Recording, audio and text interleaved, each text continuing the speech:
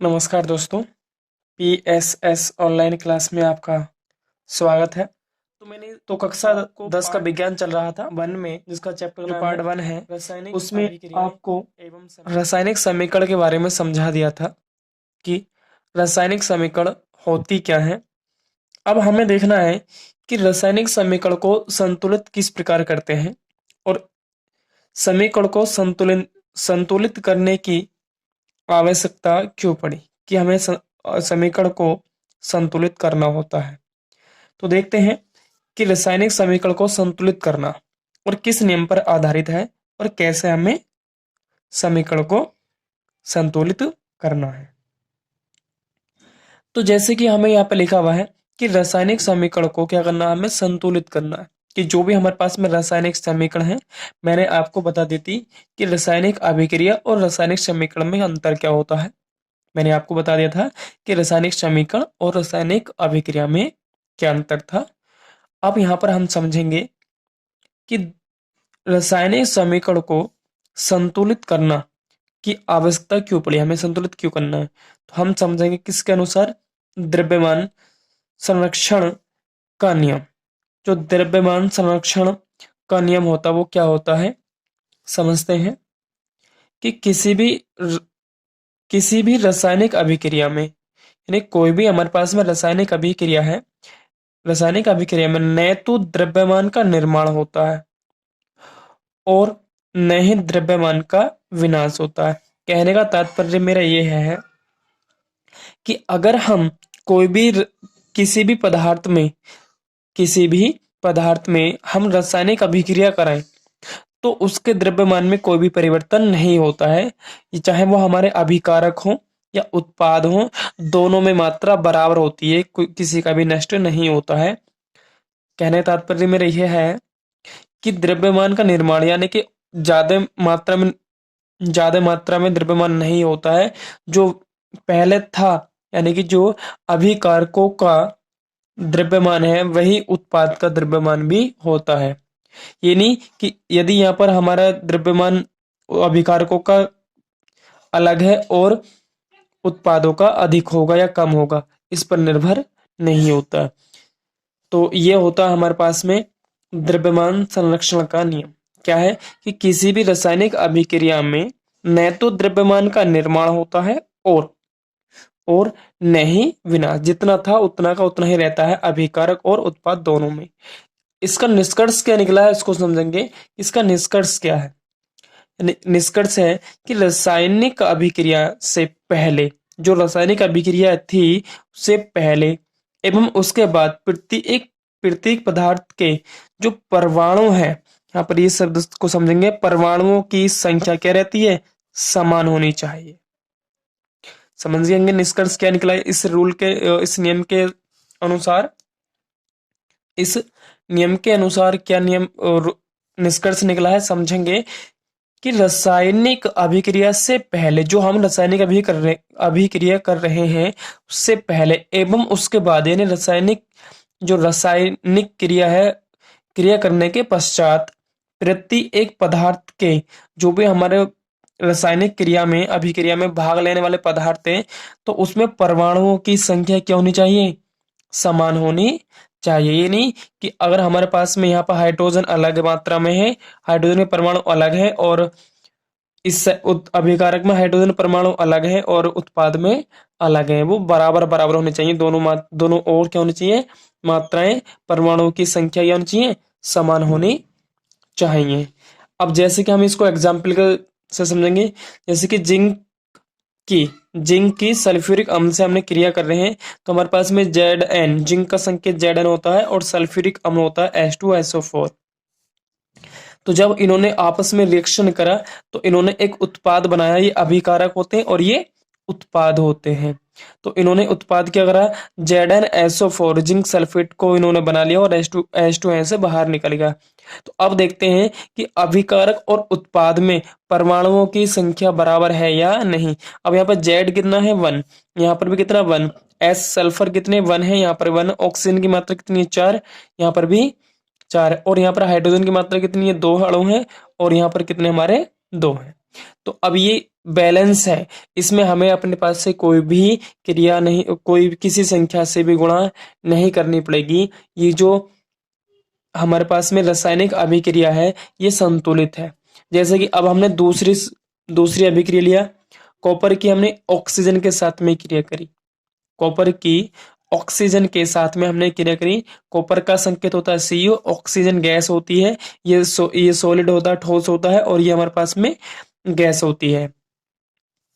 तो अब हमने क्या करा, जब इन्होंने क्रिया करी तो इन्होंने बनाया कॉपर ऑक्साइड, क्या बनाया यहाँ पर कॉपर ऑक्साइड।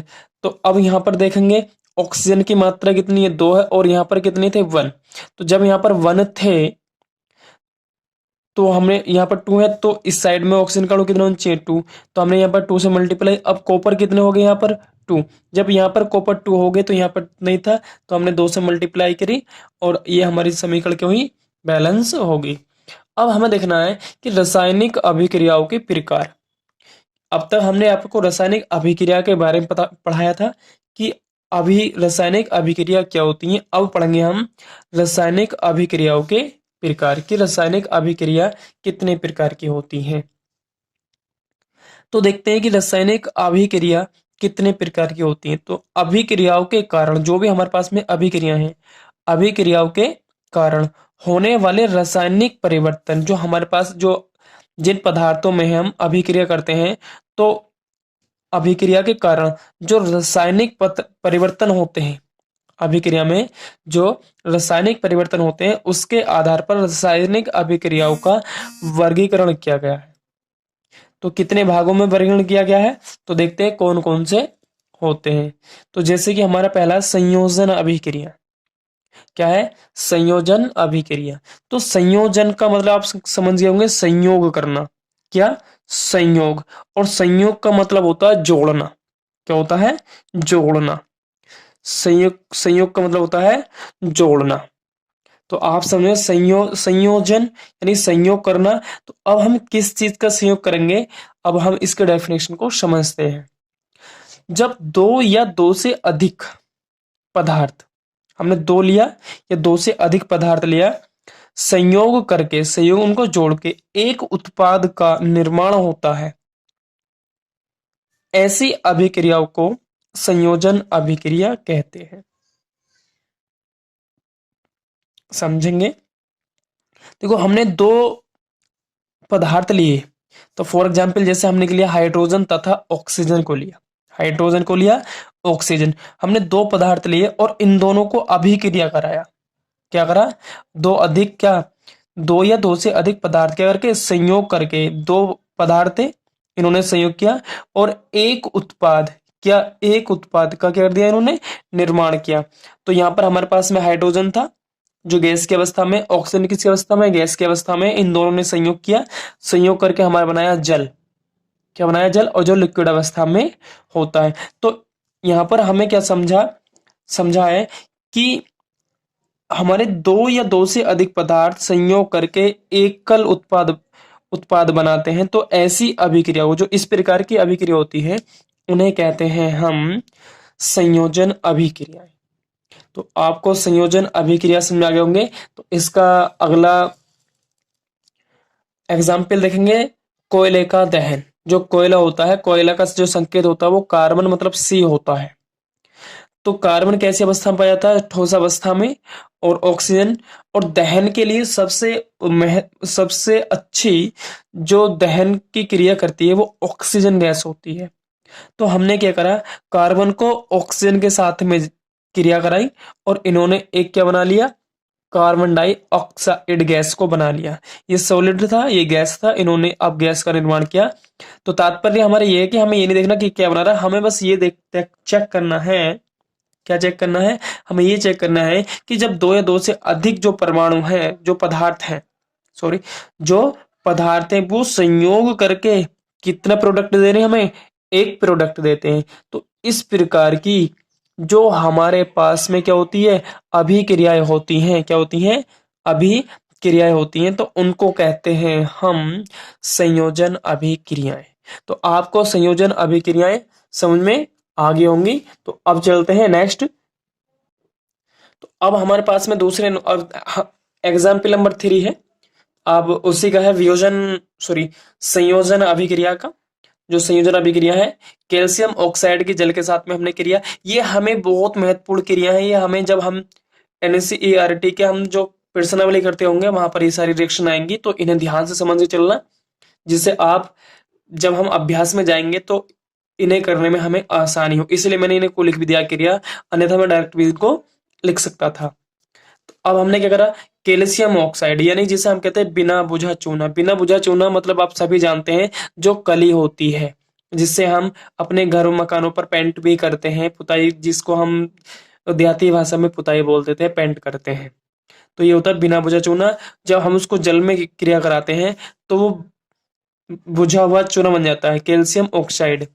एक्वस मतलब एक विलयन सा बन जाता है, और उससे क्या निकलती है, ऊष्मा निकलती है। आपने देखा होगा कि जब आप कली को, चूने को या कली को जल में डालते हैं तो उससे ऊष्मा निकलती है, तो यही हमारे पास में ऊष्मा निकलती है। तो ये हमारे पास में क्या था, संयोजन, जो संयोजन अभिक्रिया थी, अभिक्रिया का एग्जाम्पल है कि यहाँ पर हमारे पास में कितने अभिकारक थे, 2, और अभिकारकों ने क्रिया करी तो कितना उत्पाद बनाया हमारा, 1। और यही हमारे संयोजन अभिक्रिया की परिभाषा थी। अब पढ़ते हैं हम वियोजन अभिक्रिया। तो देखते हैं कि वियोजन अभिक्रिया होती क्या है। जब एक अभिकारक टूटकर 2 या 2 से अधिक उत्पाद में बदल जाता है तो उस अभिक्रिया को वियोजन अभिक्रिया। वियोजन का मतलब समझते हैं कि वियोजन होता क्या। वियोजन मतलब वियोग करना। क्या करना, वियोग। वियोग का मतलब होता है एक दूसरे से अलग हो जाना। वियोग का मतलब होता है एक एक अगर बात करें कि हमारे पास में कुछ कोई ढेर है, एक कट्टा ढेर है, हमने इसको वियोग कर दिया, तोड़ ताड़ के इसको अलग कर दिया, तो एक पदार्थ का अनेक सारे मात्राओं में टूट जाना हमारा वियोजन कहलाता है या वियोग कहलाता है। तो अब हम केमिस्ट्री की भाषा में बात करें तो यह है वियोजन अभिक्रिया। वियोजन अभिक्रिया। तो वियोजन का मतलब यह है कि हमारे पास में कोई एक पदार्थ था और हमने उसको क्या करा, उसको हमने क्रिया कराई या हीट, कुछ भी किया, या हीट किया या प्रकाश के द्वारा तोड़ा, तो वह एक पदार्थ अनेक सारे पदार्थों में टूट जाना, तो वह कहलाता हमारा वियोग। तो अब इसकी डेफिनेशन आपको समझ में आ गई होगी, दोबारा समझेंगे कि जब एक अभिकारक, मैंने कहा कि कोई भी हमारे पास में एक पदार्थ है, एक अभिकारक है, और टूट कर 2 या 2 से अधिक उत्पाद में बदल जाता है, उत्पाद में बदल जाता है, तो उस अभिक्रिया को वियोजन अभिक्रिया कहते हैं। अब देखते हैं, हमारे पास में एक प्रोडक्ट था, हमने उसमें कुछ क्रिया करी, और क्रिया करने के बाद में ये जो उत्पाद अभिकारक था, ये 2 या 2 से अधिक उत्पाद में भी बदल जाता है। तो इस प्रकार की जो क्रिया होती है वो कहलाती है हमारी वियोजन अभिक्रिया। अब देखते हैं कि वियोजन अभिक्रिया कितने प्रकार की होती हैं। तो अब हम देखते हैं कि वियोजन अभिक्रिया 3 प्रकार की होती है। कौन कौन सी होती हैं, ऊष्मीय वियोजन, वैद्युत या तापन वियोजन, या प्रकाशीय वियोजन। तो अब हम इनको पढ़ेंगे कि ये अलग अलग होती क्या। तो सबसे पहले पढ़ेंगे हम ऊष्मीय वियोजन। तो ऊष्मीय वियोजन क्या है, अभिकारक का, जो भी हमारे पास अभिकारक है, जो भी हमारे पास में अभिकारक है, तो अभिकारक का ऊष्मा के द्वारा किया गया वियोजन ऊष्मीय वियोजन कहलाता है। यानी कहने का तात्पर्य हमारा ये था कि हमने कुछ भी लिया, हमने कोई ऐसा पदार्थ जिसको हमने हीट किया, यानी कि हीट मतलब गर्म किया, और गर्म करने के बाद वो अलग अलग पदार्थों में टूट गया, यानी कि अलग अलग टूट गया, तो वो कहलाता हमारा ऊष्मीय वियोजन, क्योंकि हमने उसे ऊष्मा दी। तो देखते हैं कैसे। जैसे हमारे पास में चूना पत्थर था, चूना पत्थर को हमने हीट किया तो कैल्शियम ऑक्साइड और CO2 यानी कार्बन डाइऑक्साइड में टूट गया। तो इस प्रकार का जो हमारे पास में एक उत्पाद था, सॉरी, एक अभिकारक था, तो और एक अभिकारक को जब हमने क्या करा, हीट किया, जब हमने हीट किया तो हीट करने के पश्चात इसके 2 उत्पाद बन गए। तो इस प्रकार की जो क्रिया होती है उस क्रिया को हम क्या कहते हैं, ऊष्मीय वियोजन अभिक्रिया कहते हैं। नेक्स्ट एग्जाम्पल देखेंगे जरा। जैसे कि हमारे पास में फेरस सल्फेट था FeSO4, हमने इसको हीट किया तो फेरिक ऑक्साइड में परिवर्तन हुआ। उसके बाद में SO2 सल्फर डाइऑक्साइड और सल्फर ट्राई के रूप में ये बदल गया। तो इस प्रकार से हमारे पास में केवल एक अभिकारक होता है और उसको हीट करने पर वह अलग अलग पदार्थों में टूट जाता है। तो इस प्रकार जो अभिक्रिया आती है हमारी, उसको हम ऊष्मीय वियोजन अभिक्रिया कहते हैं। क्या कहते हैं? ऊष्मीय वियोजन अभिक्रिया। यहाँ पर एक वर्ड रह गया है, ऊष्मीय वियोजन अभिक्रिया। यहाँ पर मैं लिखे दे रहा हूं इसको, अभिक्रिया कहते हैं, ऊष्मीय वियोजन अभिक्रिया कहते हैं। तो आपको अब ये ऊष्मीय वियोजन अभिक्रिया आपको समझ में आ गई होगी। तो अब देखते हैं नेक्स्ट कौन सी है। इसका दूसरा पॉइंट है, दूसरा पॉइंट का था क्या था हमारे पास में, वैद्युत या तापन वियोजन। तो अब देखते हैं हम वैद्युत वियोजन या तापन। तो क्या करते हैं हम इसमें डेफिनेशन क्या है कि वैद्युत धारा के प्रवाहित होने के कारण होने वाला जो वियोजन होता है वो वैद्युत वियोजन कहलाता है, और इस प्रकार घटना वैद्युत वियोजन अभिक्रिया कहलाती है। इस प्रकार भी हम इसको लिख सकते हैं। तो देखेंगे कि हमारे पास में जैसे जल है, हमने क्या करा, जल और किसी बीकर में हमने जल को लिया और इसके अंदर 2 इलेक्ट्रोड डाल दिया। कि हमने कोई एक बीकर लिया और उस बीकर में हमने दो छिद्र करके 2 इलेक्ट्रोड डाल दिए और उसको हमने किसी बैटरी के द्वारा जोड़ दिया। तो इस प्रकार वो कहलाता है विद्युत वियोजन या विद्युत अपघटय भी कभी कहते हैं, उसको विद्युत अपघटय भी कहते हैं। तो आप समझ रहे होंगे कि विद्युत धारा के प्रवाहित होने के कारण होने वाला वियोजन, यानी कि इस प्रकार जो वियोजन होता है वैद्युत वियोजन कहलाता है, और इस प्रकार घटना वैद्युत वियोजन अभिक्रिया कहलाती है। तो यहाँ पे लिख सकते हैं कि इस प्रकार की घटना वैद्युत वियोजन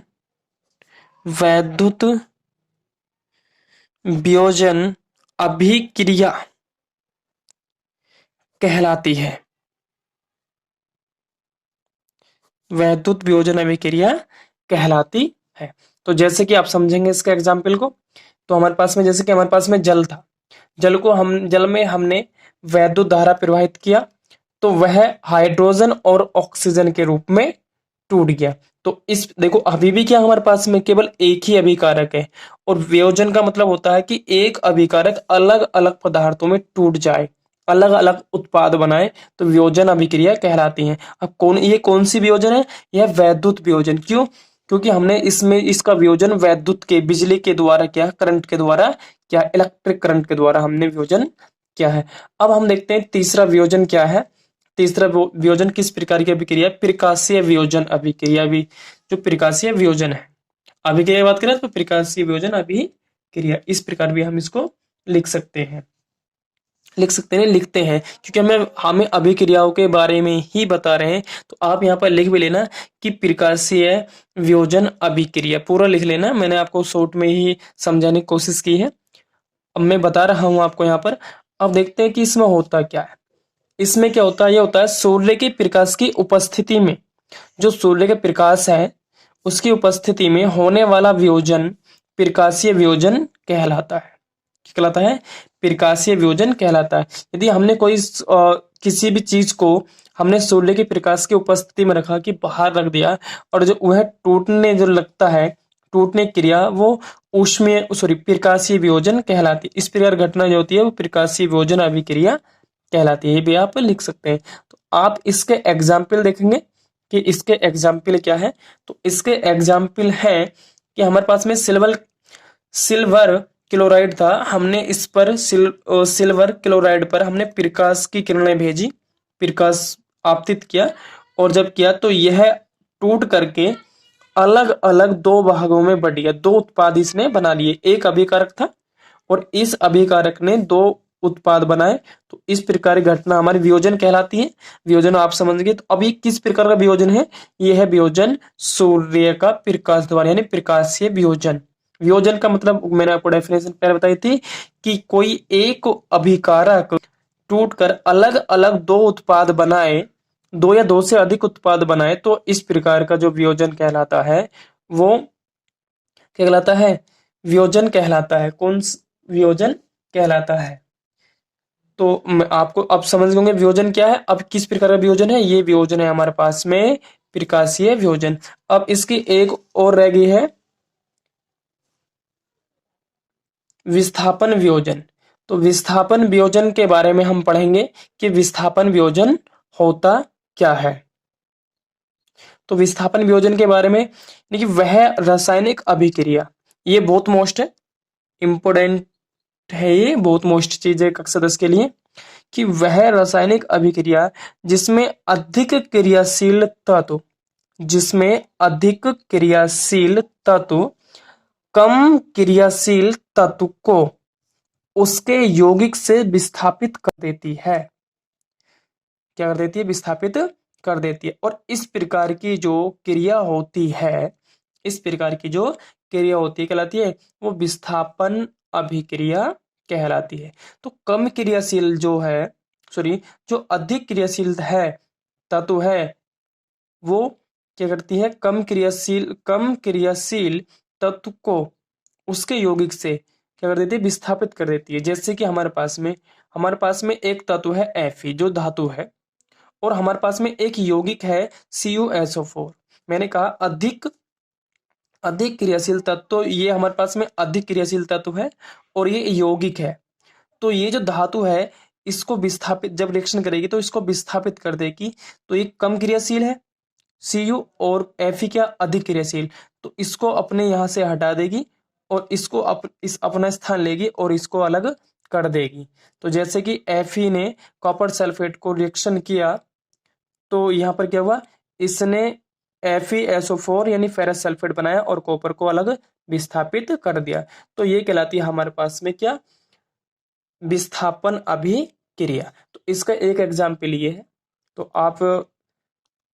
तो आज मैं आपको इस वीडियो में इतना ही बताऊंगा। कल आपको दूसरी वीडियो में मैं आपको इसके बारे में और बताऊंगा। तो वीडियो को देखें और समझें। अगर कोई चीज़ समझ में नहीं आ रही है तो मुझे आप कमेंट्स बॉक्स में लिख करके बताएं कि सर आप इसको दोबारा से बता दीजिएगा, मैं आपको और विस्तार रूप से इसको बता दूंगा। धन्यवाद।